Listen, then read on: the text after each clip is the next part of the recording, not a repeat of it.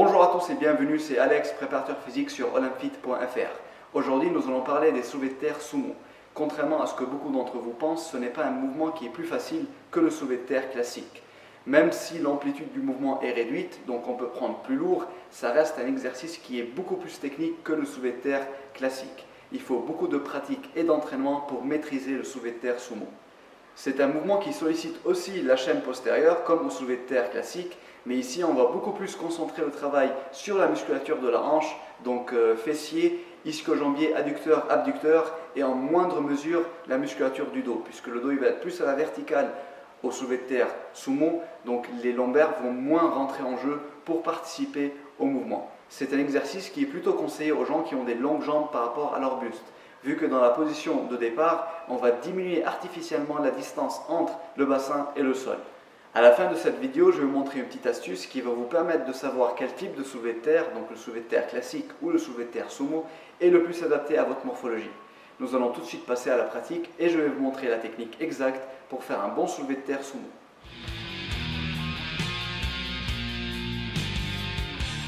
Au soulevé de terre sumo, la position de départ est très importante puisqu'elle va dicter tout le reste du mouvement. Donc il faut prendre le temps de se positionner correctement.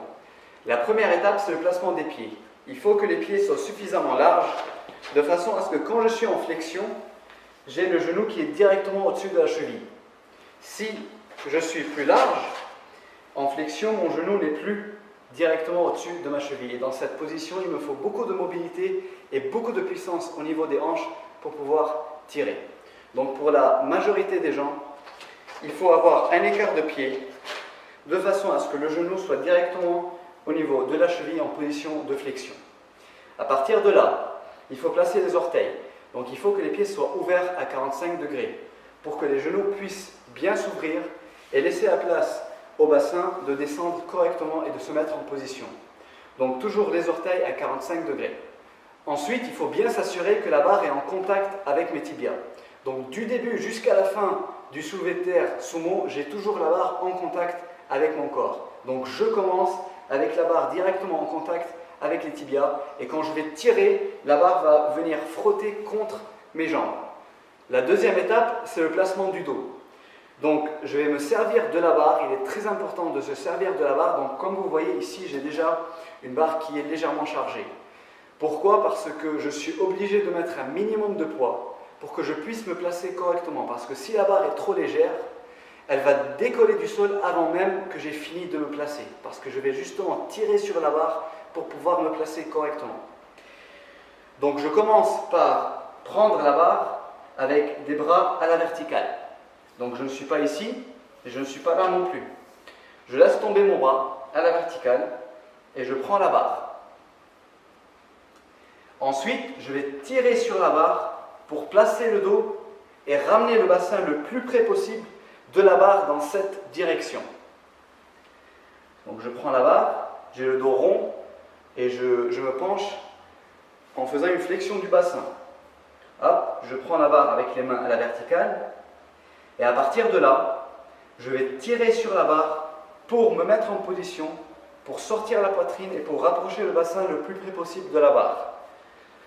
Ça va donner ceci.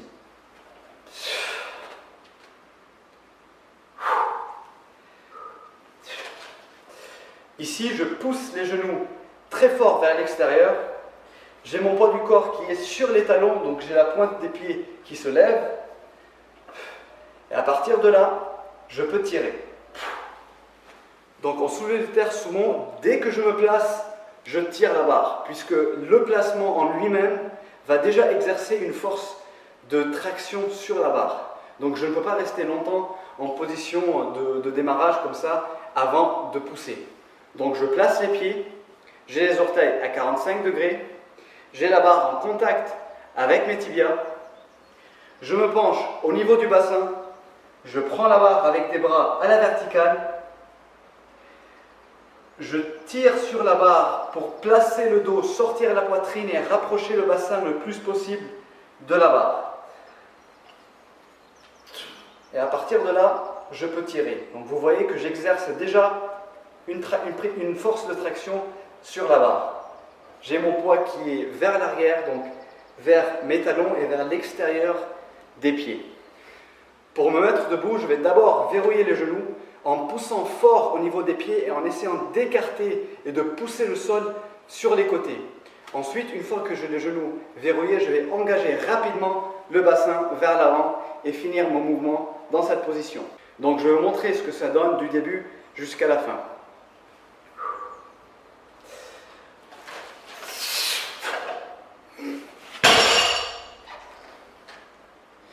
Donc vous voyez, dès que je me place, dès que je suis en position, je tire.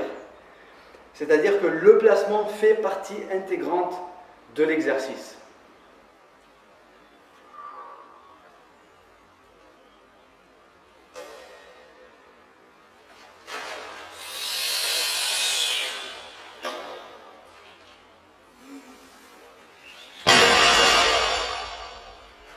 Je vous montre ce que ça donne en vue de profil.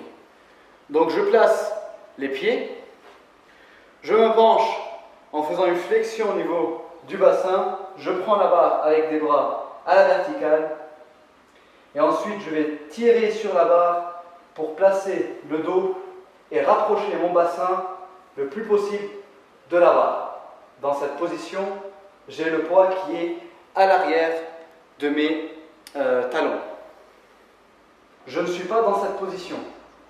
Donc je n'ai pas le bassin vers le haut, les épaules et la poitrine devant la barre. Dans cette position, je ne peux pas tirer. Mon mouvement ne va pas être efficace.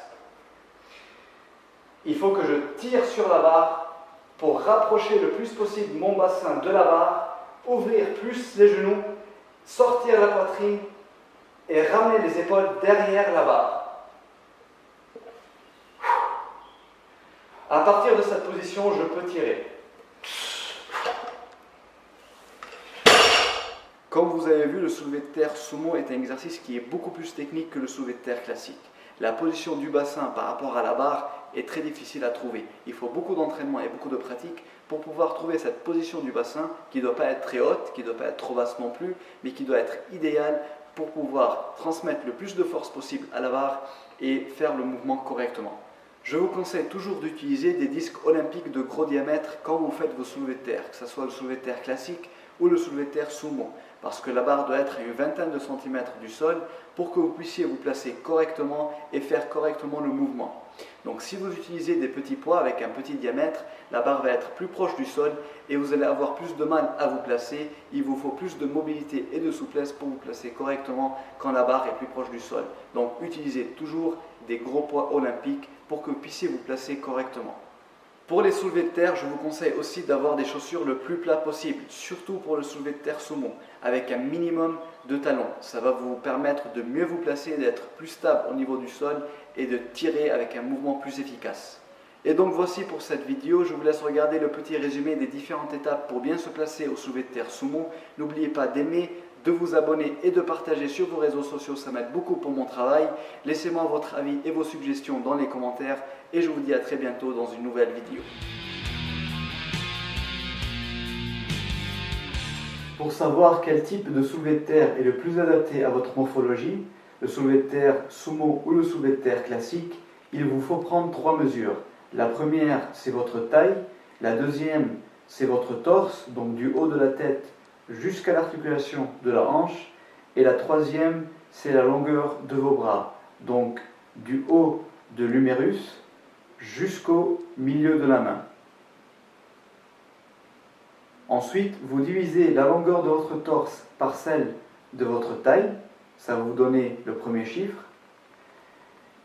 Et puis vous divisez la longueur de votre bras par celle de votre taille, et ça va vous donner un deuxième chiffre.